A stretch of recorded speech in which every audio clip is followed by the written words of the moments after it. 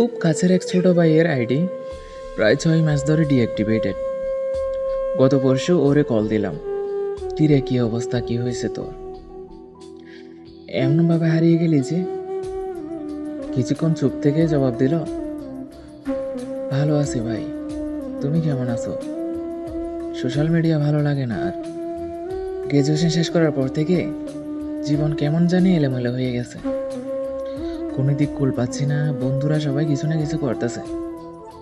এটা দেখলে আরো খারাপ লাগে, রিলেশনটাও নাই। কেমন হাহাকার লাগে, তাই নিজের একটু গুটিয়ে নিছি ভাই।